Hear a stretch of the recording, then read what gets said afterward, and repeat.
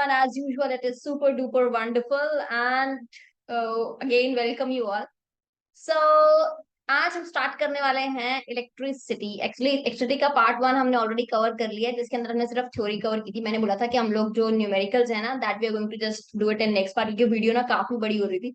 So now let's start with the numericals. So numericals कुछ बहुत ज्यादा तो नहीं आते हैं एग्जाम में, but yes, you should have a good command over that also, because they can also they can also be the reason for deduction of marks. So थोड़ा सा फोकस करते हैं न्यूमेरिकल्स के ऊपर. न्यूमेरिकल्स पे फोकस करने में सबसे पहले हमें देखना पड़ेंगे फॉर्मूलेज. जो जो फॉर्मूलेज हमने पढ़े थे, अगर आपने प्रीवियस वीडियो नहीं दे रखी है तो I be sharing the link of that in the description, you can just check it. So उसको देख लेना, तभी आपको न्यूमेरिकल थोड़े से ज्यादा समझ में आएंगे. Yes, so you can just check it out. But before I begin, do share this video with your friends so that ज्यादा से ज्यादा spread हो video. Yeah. So सबसे पहले हम लोग देखते हैं, हमने जो जो टॉपिक्स पढ़े थे उनके हमने फॉर्मूलेज जो मैंने एक जगह पर लिख दिए हैं, so that आपको प्रॉब्लम ना हो देखने में. The first is the current. This current is charge per unit time. So current है, this I is a current. Current is charge per unit time. Current की ऐसे यूनिट्स हमने पढ़ी थी. करंट की जो ऐसा यूनिट होती है दैट इज एम्पेयर. चार्ज की जो ऐसा यूनिट होती है that is coulomb. And time की जो होती है दैट इज सेकंड. हमने ऐसा यूनिट्स पढ़ी थी. फिर पोटेंशियल डिफरेंस आता है. Potential difference is work done upon charge. फिर ये आता है हमारा ओम्स लॉ. आपने ओम्स लॉ पढ़ा होगा. ओम्स लॉ जो है V is equal to I R. फिर ये आता है आर हमारे पास, जहां पर रेजिस्टेंस की बात हमने की थी. और राइट नाउ फिर आता है रेजिस्टेंस को हम दो तरीके से कनेक्ट कर सकते हैं. It can be connected in the series and it can be connected in the parallel also. अगर हम रेजिस्टेंस को सीरीज में कनेक्ट करते हैं तो जो उसका फॉर्मूला होता है that is R1 plus R2 plus R3. अगर पैरेलल में कनेक्ट करते हैं तो उसका फॉर्मूला होता है 1/RP, that is 1/R1 1/R2 1/R3. जो डोमेस्टिक सर्किट्स में अगर हम यूज कर रहे हैं, अगर आपको न्यूमेरिकल दे रखा है उसमें आपको नहीं दे रखा है कि रेजिस्टेंस और पैरेलल में और मेंशन्ड है कि that is a domestic circuit, तो याद रखना डोमेस्टिक सर्किट में हमेशा हम लोग पैरेलल में यूज करते हैं. क्यों यूज करते हैं मैंने बताया था, रेजिस्टेंस कम होता है. अभी हम देख भी लेंगे क्यों रेजिस्टेंस कम होता है पैरेलल में. फिर आपके पास पावर का फॉर्मूला था that is V square by I. V is where potential difference, जिसकी एस यूनिट वोल्ट होती है, और R रेजिस्टेंस है. ये सारे फॉर्मूले थे जो हमने पढ़े थे. So without wasting any time चलते हैं हम लोग न्यूमेरिकल्स की तरफ, जो हमने न्यूमेरिकल्स देखते हैं. सो फर्स्ट आपका जो न्यूमेरिकल है that is example 11.1. आपकी बुक के न्यूमेरिकल्स है NCERT. if you just see that, so first is 1 ampere of current. sorry, that is I think थोड़ा सा यहाँ पर ना बोल्ड होना चाहिए था. ये थोड़ा ज्यादा बेटर समझ में आ जाएगा इन बोल्ड. या या so a current of 0.5 ampere is drawn from the filament of a bulb which is in 10 minutes. सबसे पहले जब हम न्यूमेरिकल लिखते हैं, क्या है, एक बल्ब है जिसका जो एम्पेयर है, करंट कितना फ्लो कर रहा है 0.5 एम्पेयर. तो क्या गिवन है आपके पास, आई गिवन है दैट इज 0.5 एम्पेयर. जो चीजें गिवन है हम उसको लिख लेंगे. फिर आपके पास गिवन है कितने टाइम के लिए फ्लो करा, that will B of 10 seconds 10 minutes.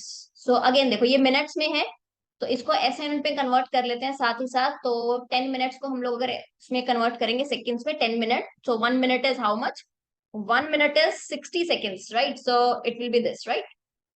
तो ये हमारे पास आ गया 600 सेकेंड्स. टाइम आ गया 600 सेकेंड्स. अब क्या फाइंड करना है, find the amount of electric charge. Amount of electric charge तो हमने पढ़ा है current is equal to charge upon time, right. तो यहाँ पर देखो हमारे पास करंट दे रखा है दैट इज 0.5 एम्पेयर. क्यू नहीं गिवन है, कितने टाइम के लिए फ्लो कर रहा है, दैट इज 600. सो यहाँ पर देखो अगर इसको सॉल्व करते हैं, क्यू यहीं रह जाएगा, तो यहाँ पर आ गया 0.5 और ये आ गया 600. सो इसको हटाया हमने, 5/10 हो गया और यहाँ पर आ गया 600. इसको सॉल्व करेंगे हम, 0 से 0 कैंसिल आउट हो गया, 5 6 30, it will B 300. And the SI unit को नहीं भूलना है, 300 coulomb, that is your charge. Easy, बहुत इजी, कुछ नहीं करना, सिर्फ फॉर्मूला देखो उसमें डायरेक्ट पुट कर दो.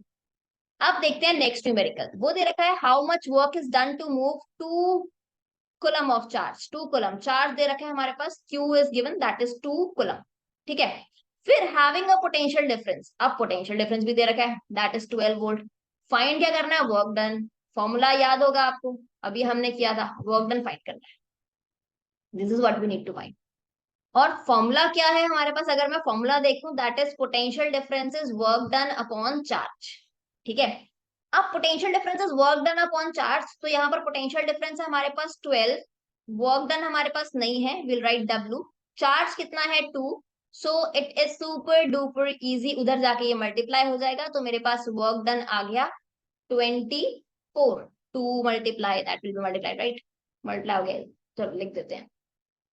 तो यहां पर ये आ गया मेरे पास 12 × 2, सो मेरे पास वर्क डन आ जाता है 24। वर्क डन की ऐसे यूनिट क्या होती है, that is joule. Okay, so work done कितना आ गया मेरे पास 24 जूल। इजी, बहुत इजी। ओके, अब चलते हैं नेक्स्ट वन। यहां पर देखो क्या गिवन है, how much current in a bulb, electric bulb is drawn from the 220 volt source, जहां पर रेजिस्टेंस गिवन है उस बल्ब का। दो चीजें आपको फाइंड करनी है, हाउ मच करंट, फिर देखो दो सिचुएशंस है, थोड़ा सा मैं एक्सप्लेन कर देती हूँ। दो सिचुएशंस है हमारे पास। फर्स्ट सिचुएशन क्या है, हमें करंट फाइंड करना है।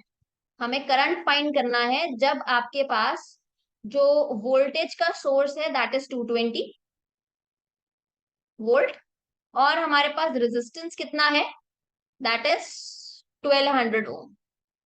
ठीक है, और दूसरी सिचुएशन में क्या करना है, हमें दूसरी सिचुएशन में आपको फाइंड करना है, करंट ही फाइंड करना है आपको सेकंड सिचुएशन में भी, जब आपके पास जो वोल्टेज का सोर्स है दैट इज अगेन 220, बट यहां पर जो रेजिस्टेंस है of the coil that is 100 ओम।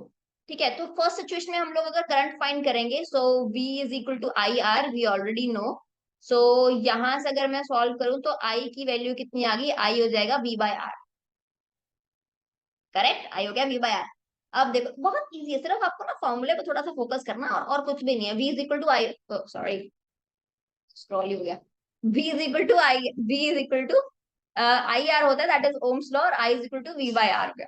तो करंट क्या आ गया मेरे पास, कुछ नहीं करना, दैट इज सुपर इजी। अभी हम क्या करने वाले हैं, करंट को एज इट इज रखने वाले हैं। V क्या है आपके पास 220 वोल्ट, और यहाँ पर रेजिस्टेंस आ गया, इसको इसको करा कैंसिल आउट, 2 से दोनों जा रहे हैं, 260, और यहाँ पर हो गया 11।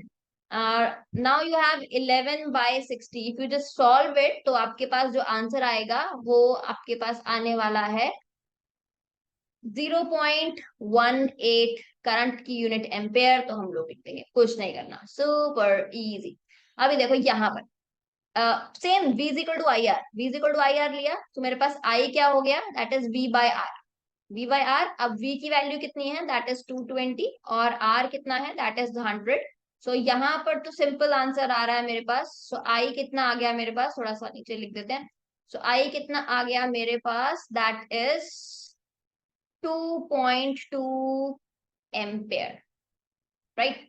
तो मेरे पास दोनों चीजें आ चुकी हैं। यहाँ पर देखो इस केस में करंट कितना है और इस केस में करंट कितना है। जब ऐसे दो सिचुएशन हो तो तुम दोनों को थोड़ा सा अलग अलग समझ लिया करो, इजी समझ में आ जाएगा।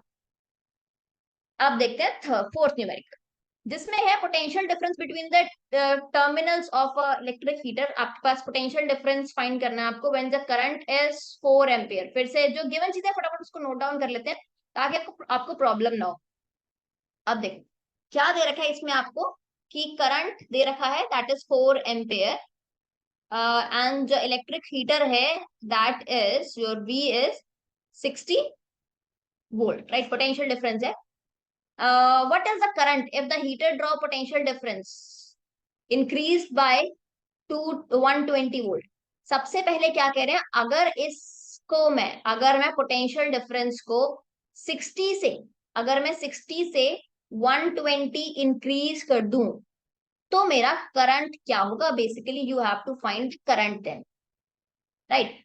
अब देखो, अब जो भी डिवाइस है जिसमें से भी वो जा रहा है, डिवाइस तो सेम ही है, राइट, हीटर तो सेम ही है। अब हीटर सेम ही है तो उसके अंदर क्या चीज सेम होगी, रेजिस्टेंस, राइट, क्योंकि डिवाइस एक ही है। तो पहले फाइंड करते हैं हम लोग रेजिस्टेंस, क्योंकि देखो यहां से करंट निकालने के लिए मुझे दो चीजें चाहिए, that is V is equal to I R. So I is equal to, अभी देखो ऊपर देखा था ना हमने, I is equal to V/R। तो अभी करंट फाइंड करने के लिए I need two things, right, I need V and R both. अब V तो है, दैट इज इंक्रीज्ड वाला ही दे रखा है, R नहीं है। R फाइंड करते हैं पहले, सेम। सो आर फाइंड करना पड़ेगा हमें यहाँ से, तो फिर हम करते हैं v is equal to I R use करते हैं यहाँ पे। सो v क्या है हमारे पास 60 है, i कितना है 4 है, r आ जाएगा यहाँ से। सो 60/4 r आ गया मेरे पास। r कितना आ गया यहाँ से सॉल्व करेंगे, that will be 15, right. 15 ohm resistance आ गया। अब रेजिस्टेंस आ गया 15 ओम, यही वाला रेजिस्टेंस हम लोग यहाँ पर यूज कर लेते हैं। सो करंट निकालने के लिए आपको चाहिए V, जो इंक्रीज्ड है वो ये है, रेजिस्टेंस कितना हो गया 15 ओम। इसको हम लोग अगर सॉल्व करेंगे, 3 के टेबल्स देखो, 3 5 जा 15, 3 4 जा 12 गया, 5 8 जा 40। So your current is actually flowing 8 ampere. ठीक है, सिर्फ क्वेश्चन को ना एक बार थोड़ा सा स्प्रेड कर लिया करो, थोड़ा सा स्प्रेड कर लो, क्या चीजें अलग अलग कर लो, कि उसके थोड़ा सा इजीली समझ में आ जाएगा। आपको डायरेक्ट वैल्यू देके क्या फाइंड करना है, थोड़ा सा उसको अंडरस्टैंड कर लो, मतलब आपको फाइनली क्या निकालना है, उसके लिए आपको क्या क्या चीजों की रिक्वायरमेंट है। इसके अंदर देखो, मुझे करंट निकालना था, तो मैंने सिंपल अपने रिक्वायरमेंट देखी, मुझे चाहिए क्या क्या करंट निकालने के लिए। अब मुझे वी तो मेरे पास था, मुझे आर चाहिए थी, तो आर मैंने कहाँ से निकाला, अब फिर पीछे जाओ और देखो, मतलब एंड देखो, और एंड को देखकर अपना स्टार्टिंग डिसाइड करो, लाइक कि यहाँ पर मुझे पहुंचना है, that how I am going to reach. तो आपके लिए चीजें इजी हो जाए, बिकॉज अभी देखो कुछ भी कर सकते हो, कुछ नहीं, मल्टीप्लाई डिवाइड कुछ भी करोगे, एंड देखकर डिसाइड करो कि यहाँ पर पहुंचना है तो कैसे जाना है। ठीक है, तो इजी हो जाएगा आपके लिए। ओके, अब ये देखते हैं resistance of a metal wire. एक मेटल वायर है, उसके अंदर जो रेजिस्टेंस है, जिसकी लेंथ है इतना है at 20 degree temperature, if the diameter of wire is this, और आपको निकालनी है व्हाट इज द रेजिस्टिविटी। अब सिंपल सी चीज है, रेजिस्टिविटी आपको निकालना है रो। अब रो निकालने के लिए क्या क्या चीजें मुझे रिक्वायरमेंट है, सिंपल देख लेते हैं। That is resistance is equal to rho L by A होता है। अब रेजिस्टेंस आपके पास गिवन है, दिस इज गिवन, ये देखो दे रखा है, तो रेजिस्टेंस दे रखा है, दैट इज 26 ओम। ठीक है, ये हो गया। फिर आपके पास लेंथ भी दे रखी है, लिख लेते हैं। फिर थर्ड थिंग एरिया, यहां पर देखो, I need area also, area नहीं गिवन। एरिया की जगह क्या दे रखी है, सिर्फ आपको डायमीटर दे रखा है। अब डायमीटर दे रखा है 0.3 mm, सबसे पहले तो इस mm को ही देखो। I don't need it in mm, I need it in meter, right. तो मीटर में mm को मीटर में चेंज करने के लिए क्या करते हैं, पहले तो ये रहा है mm, सेंटीमीटर में चेंज करने के लिए क्या करेंगे, एक 10। फिर सेंटीमीटर से अगेन मीटर में चेंज करने के लिए, इतना पोर्शन क्या था, मैंने सिर्फ ये जीरो हटाया, फिर इसमें मैंने सेंटीमीटर में चेंज किया, फिर सेंटीमीटर से मीटर में चेंज करने के लिए एक और, तो ये टोटल कितना आ गया, ये हमारा आ गया डायमीटर। अब सबसे पहले मुझे किसकी रिक्वायरमेंट है, मुझे रिक्वायरमेंट है एरिया निकालने की। So let's find out the area.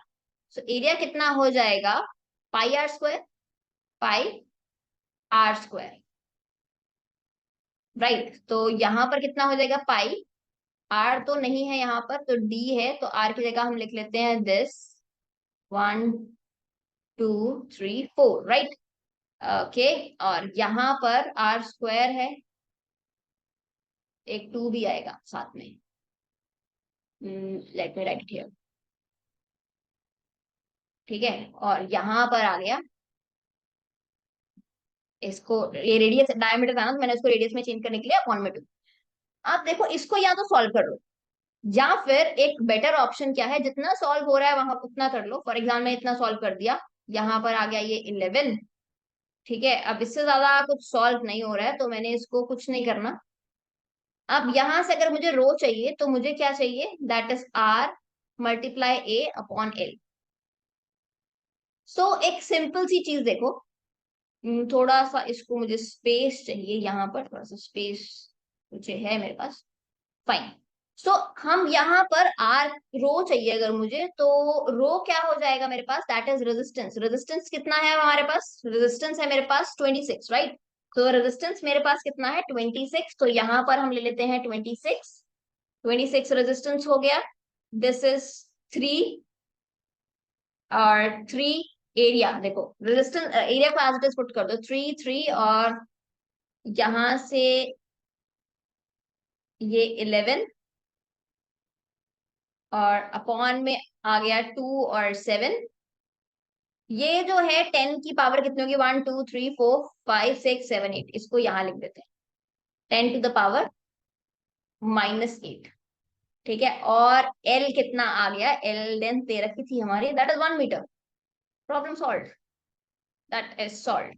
सो बस आप कुछ नहीं करना, जो कटिंग हो रहा है उसको कर दो, जो नहीं हो रहा उसको हम लोग सॉल्व कर लेंगे। 7 से डिवाइड कर दो यहाँ पर जो भी आ रहा है, तो ये सॉल्व हो जाएगा।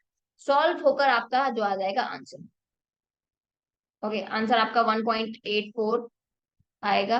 देख लेना कितना आएगा, ठीक है, अकॉर्डिंगली जो आपकी बुक में दे रखा है वो ये दे रखा है, आप सॉल्व करोगे आंसर आ जाएगा। So this is all about this, right. So कुछ नहीं करना। देखो, एक प्रॉब्लम है, अगर आप यहां पर ही इसको सॉल्व करने लग जाओगे ना, तो आप यहीं पर स्टक हो जाओगे। तो यहाँ पर इसको सॉल्व करने का ट्राई मत करना, बिकॉज यहाँ पर अगर आपने इसको सॉल्व करने ट्राई किया, यहीं पर स्टक हो जाओगे और इसके मार्क्स भी आपको नहीं मिलेंगे। अब बाई चांस मान लो आप कुछ आपसे नहीं सॉल्व हो रहा, कुछ मैथ्स में भी ये चीज नोटिस करना, आपने इसकी वैल्यू पुट करनी है और आपसे आपको ये सॉल्व करने की जरूरत नहीं है। हो सकता है आगे जाकर कट जाए, देखो जैसे ये 26 था, अब इसने आगे जाकर कट कर दिया उसको, राइट, तो हो सकता है वो आगे जाके वो कट हो जाए। तो उसको सॉल्व करने का ट्राई मत किया करो, as it is value put कर लिया करो और लास्ट तक ये बड़ा सा कर लिया करो। बिकॉज अगर अब डिडक्ट होगा मार्क्स, तो अब सिर्फ आंसर के मार्क्स डिडक्ट होंगे आपके। अगर बाई चांस आपके पास टाइम नहीं है, like you are running out of time, बहुत बार ऐसा होता है एग्जाम में कि मेरे पास सॉल्व करने का टाइम नहीं है and I am actually getting confuse, में सॉल्व नहीं हो रहा, अब जो आपका मार्क्स कटेगा वो सिर्फ इस आंसर का कटेगा। वैसे तो कटवाना ही नहीं है मार्क्स, कर लेना solve, but still like worst cases तो बच जाओगे। ठीक है, तो यहाँ पर एज इट इज वैल्यू लेना सीख लिया करो, यहाँ पे कुछ चीजें कटी जाती है। जैसे मैंने एज इट इज अब एक ले लिया, अब मैं यहाँ पर सॉल्व करती फिर वैल्यू पुट करती तो that will be a big problem, right. तो अब मैंने क्या किया, मैंने यहाँ पर एज इट इज यहाँ पे आर की वैल्यू उठाई, यहाँ पर एल की वैल्यू उठाई, और ये जो आपका दिख रहा है मैंने ये एज इट इज उठा लिया। तो ये थोड़ी सी ट्रिक सीख लो, बहुत हेल्प करने वाली है। ओके, सो अब नेक्स्ट क्वेश्चन पे आते हैं। A wire is given, a wire of a given material having a length L and area of cross section दे रखा है उसका ए। सो वायर की लेंथ कितनी है आपकी, एल है, और एरिया ऑफ क्रॉस सेक्शन का resistance, so resistance is rho L by A, right. Length L है और एरिया ए है, और रेजिस्टेंस आपको दे रखा है, ये दे रखा है आपके पास, that is 4 ohm, that's actually given, so it is rho L by A. Okay, ये आ गया। अब देखते हैं आपने क्या किया, क्वेश्चन में क्या कह रहे हैं, resistance of another wire of same material, same material means rho आपका सेम रहेगा। So resistance is rho L dash by A dash, right, क्योंकि रो तो वही है और एल क्या हुआ, लेंथ को कर दिया हाफ, तो मतलब लेंथ हो गई आपकी हाफ, सो एल की जगह कितना आ गया, L/2, और एरिया हो गया डबल, सो एरिया की जगह क्या आ गया, 2A आ गया। अब ये नीचे आ जाएगा यहाँ पर, सो कितना हो गया, रो एल, नीचे आ गया, ये मल्टीप्लाई हो गया इससे, ये हो गया दिस। और अब देखो यहाँ पर जो इसकी वैल्यू थी यहाँ पर क्या थी, that is actually R1। So R मेरे पास आ चुका है, सो माई R इज 1/4 R1। ठीक है, इसकी जगह पर मैंने आर पुट, ये पुट कर दिया ना पूरा, दिस, राइट। तो अब इसकी वैल्यू क्या थी, 1/this, सो आर कितना आ गया मेरे पास, 4/4, 1/4/4, तो ये हो गया 1। ओके, सो कभी कभी आपसे वैल्यू नहीं दी होती, डायरेक्ट पूछ लेता है कि उसका कितना टाइम्स हो गया, तो हम यहाँ पे कह सकते हैं कि उसका 1/4 हो चुका है, रेजिस्टेंस जो है उसका एक्चुअल रेजिस्टेंस के 1/4 हो चुका है। अगर ऐसे भी पूछ लेते हैं, तो यहाँ पर तो डायरेक्ट वैल्यू दे दी उन्होंने, कभी नहीं भी देते हैं, तो आप अकॉर्डिंगली देख लेना। सो मेरे फेवरेट क्वेश्चन है ये, यहाँ पर मेरा फेवरेट है ये। तब देखो, ये देखो यहाँ पर क्या दे रखा है, यहाँ पर रेजिस्टेंस दे रखा है, इसमें ऐसे और ऐसे, पूरा देखोगे डिफरेंट तो नहीं पता चलेगा। यहाँ देखो, इसको थोड़ा सा स्मार्टली सॉल्व करते हैं। अगर मैं इनको फाइंड आउट करूं, यहां पर देखो, अगर मैं इसको एक ही रेजिस्टेंस कंसीडर करूं यहाँ पर, तो ये क्या बन जाएगा, दिस, ओके, और यहाँ पर ये एज इट इज, और यहाँ पर ये एज इट इज। पर ठीक है, अगर मैं इनको एक ही रेजिस्टेंस काउंट करूं, यहाँ पर तो मेरे पास 1 ओम ही रहेगा, और यहाँ पर देखो ये तीनों पैरेलल में है, सो बेसिकली अगर मैं यहाँ पर पैरेलल का रेजिस्टेंस फाइंड करूं, that will B 1/1, 1/1, 1/1, that is 1/R1, 1/R2, 1/R3 की अगर मैं हेल्प लूं, तो मेरे पास आ गया 1/R3 कितना आ गया, दैट इज 1/1, 1/1, 1/1। इसको सॉल्व करते हैं, एलसीएम मेरे पास आ गया 1, ऊपर आ गया 3। सो 1/RP आ चुका है मेरे पास 3। 1/RP, यहाँ पर RP मत लिख देना, मैंने भी बहुत बार मिस्टेक की है, ठीक है, बचपन में करी है, तो इसलिए मुझे याद है कि आई यूज टू डू दिस। सो यहाँ पर RP आ गया, तो RP कितना आ गया 1/3। तो यहाँ पर ये रेजिस्टेंस आ चुका है आपका 1/3 ओम। ओके, यहाँ पर भी ये आ चुका है 1/3 ओम। सो यहाँ पर देखो 3 रेजिस्टेंस है, तो अब टोटल रेजिस्टेंस अगर हम लोग सीरीज में फाइंड करें, टोटल रेजिस्टेंस अगर हम लोग सीरीज में फाइंड करें, क्योंकि यहाँ पर सीरीज दिख रहा है आपको,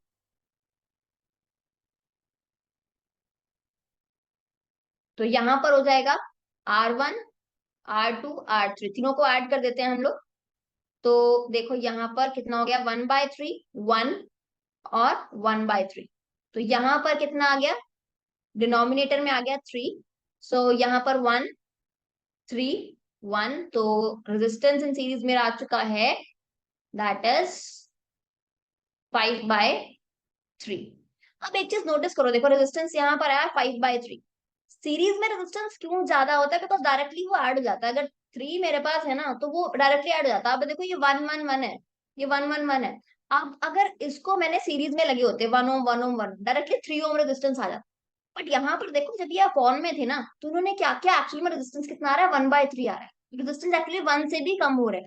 इसलिए हम लोग डोमेस्टिक सर्किट्स में पैरेलल वाला जो कनेक्शन है उसको प्रेफर करते हैं, बिकॉज रेजिस्टेंस डिक्रीज हो जाता है उसमें। ठीक है, नेक्स्ट देखो ये वाला। आप यहाँ पर भी सेम देखो। अब इसको हम सिंगल कंसीडर में, अगर इसको सिंगल कंसीडर करूं, तो यहाँ पर 3 और 3, ये वाला जो रेजिस्टेंस आएगा मेरे पास ये हो गया 6 ओम। ये वाला जो रेजिस्टेंस आएगा दैट विल बी अगेन 6 ओम। और ये आ गया। अब देखो इसको फाइंड कर लेते हैं सिर्फ 1/RP वाले को, दैट इज 1/6, सॉरी 1/6, 1/6। तो यहाँ पर इसको सॉल्व करते हैं, दैट इज एलसीएम आ गया 6, 2/6। तो आरपी कितना आ चुका है मेरे पास, अगर इसको फाइंड करेंगे दैट इज 1/3 आया, so it will be 3 ohm. Okay, so ऐसे हम लोग फाइंड कर सकते हैं। अब देखो ये आपकी एनसीईआरटी का क्वेश्चन है नेक्स्ट, 1.3। इसके अंदर क्या दे रखा है, एक लैंप दे रखा है। लैंप मैंने पिक्चर भी ऐड कर दिया। एक लैंप है, इसका रेजिस्टेंस है 20 ओम। जो इसका रेजिस्टेंस है दैट इज 20 ओम। डेफिनेटली कोई भी डिवाइस है उसका कुछ ना कुछ रेजिस्टेंस होगा। तो इसका रेजिस्टेंस कितना है, 20 ओम रेजिस्टेंस है। कंडक्टर है, उसका रेजिस्टेंस दे रखा है 4 ओम दे रखा है। बैटरी से कनेक्टेड है, तो battery 6 volt. Find the total resistance. अब टोटल रेजिस्टेंस फाइंड करना बहुत इजी है सर्किट में। टोटल रेजिस्टेंस फाइंड करना, that is there in series, so 4 और 20। So simple, that will be total resistance कितना है सर्किट के अंदर, 24 ओम है। ये तो इसमें तो कुछ भी नहीं था। सो ए पार्ट में कुछ नहीं था, ये तो आप कर सकते हो। फिर है current through a conductor, current find करना है। अब डेफिनेटली मैंने क्या कहा था, पहले देखो करंट फाइंड करना है। करंट फाइंड करने के लिए क्या चाहिए हमें, ये फाइंड करना है, V is equal to I R. Current find करने के लिए मेरे पास दो चीज चाहिए, V और R। अब देखो V है हमारे पास, V है हमारे पास दैट इज 6 वोल्ट, और R अभी हमने फाइंड किया that is 24 ohm, right. So current कितना आ गया, करंट आ गया मेरे पास 6/24। ओके, सो करंट कितना आ चुका है 1/4। 1/4 को अगर हम लोग सॉल्व करते हैं करंट को, तो that will B 0.25 ampere.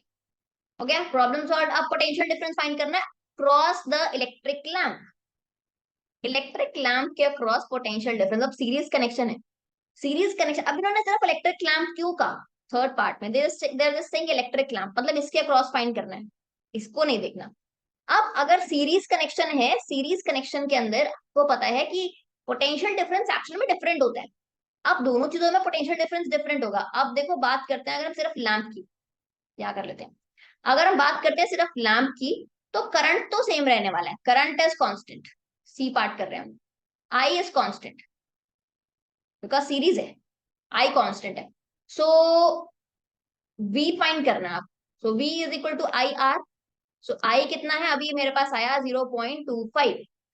So are कितना है, रेजिस्टेंस दे रखा है that is 20। So that is 25/100। सो यहां पर आ गया ये 5। सो ये कितना आ गया मेरे पास, दैट विल बी 5 वोल्ट। ठीक है, तो ऐसे आप लोग इसको फाइंड कर सकते हो। अब चलते हैं नेक्स्ट क्वेश्चन। इलेक्ट्रिक आयरन है that consumes energy at the rate of 640 volt. Okay, when heating is maximum at the rate of okay ठीक है। अब देखो इसके अंदर दो कंडीशन है, थोड़ा सा मैं एक्सप्लेन कर दूं। दो कंडीशन है यहाँ पर, जहां पर इलेक्ट्रिक वायर, दो चीजें हैं। मैक्सिमम कब हीट कर रही है वो, जब उसके अंदर इतने रेट से एनर्जी फ्लो कर रही है। ओके, मिनिमम कब हीट कर रही है वो, जब उसके अंदर से इतने वोल्ट पे एनर्जी फ्लो कर रही है। तो हमें क्या करनी है, वोल्टेज रेजिस्टेंस फाइंड करना है दोनों केसेस में। तो हमें दो केस लेके चल रहे हैं यहाँ पर भी दो केसेस है हमारे पास। तो फर्स्ट केस क्या है मेरे पास, फर्स्ट केस है जहां पर पावर कितनी है 840, और यहाँ पर हीटिंग मैक्सिमम है। ठीक है, और V तो सेम ही है, वोल्टेज दैट इज 220 वोल्ट। यहाँ पर आपकी जो है हीट मैक्स है। ओके, फिर दूसरा केस क्या है हमारे पास, सेकंड केस है जब हम आपके पास पावर है दैट इज 360, और वोल्टेज है आपके पास 220 वोल्ट, और यहाँ पर जो आपकी क्या है, हीट जो है मिनिमम है। फाइंड क्या करना है हमें, दो चीजें फाइंड करनी है यहाँ पर। सबसे पहले फाइंड करना है करंट, फाइंड करना है, दोनों केसेस में करंट फाइंड करना है, और फिर दोनों केसेस में रेजिस्टेंस फाइंड करना है। सो पहले करंट फाइंड कर लेते हैं। करंट फाइंड करने के लिए अगर आप फॉर्मूला देखोगे, करंट फाइंड करना था मुझे, तो करंट, अगर ये वाला फॉर्मूला आपको याद होगा, V इंटू आई, राइट। सो करंट अगर मुझे फाइंड करना है यहां से, तो करंट फाइंड करने के लिए क्या हो जाएगा, ये current is equal to power upon this. So current find कर लेते हैं। सबसे पहले करंट फाइंड करने के लिए हम लोग क्या करने वाले हैं, पावर दैट इज 840 बाय 220। तो यहां से आपका करंट आ जाएगा, जीरो से जीरो कैंसिल आउट हुआ, यहाँ से आ गया 11, यहाँ से आ गया 42। सो इसको सॉल्व कर लेंगे हम, आएगा 1.64 एम्पेयर। ठीक है, अब यहां से सेम आई फाइंड करना है, वही चलते हैं P by V। So power कितनी दे रखी है, यहाँ पर पावर दे रखी है 360 वोल्ट, और यहाँ पर आ गया 220, जीरो से जीरो। ठीक है, और इसको जरा कैंसिल आउट करते हैं, यहाँ पर आ गया 11, यहाँ पर आ गया 18, राइट। सो इसको भी हम लोग सॉल्व करेंगे। सो यहाँ पर सॉरी, 11 थ्री जा, ओके मैंने थोड़ा सा गलत लिखा, एक्चुअल मैंने सॉल्व नहीं किया, सिर्फ आपकी बुक का आंसर है। यहाँ पर आपका आंसर आएगा 3.82। ओके, और यहाँ पर आपका आंसर आएगा 11, 1 पॉइंट समथिंग, यहाँ पर आएगा 1 पॉइंट समथिंग। 18 है ना, तो 11 वन जा तो 11 हो गया, तो 1 पॉइंट समथिंग आंसर आने वाला है।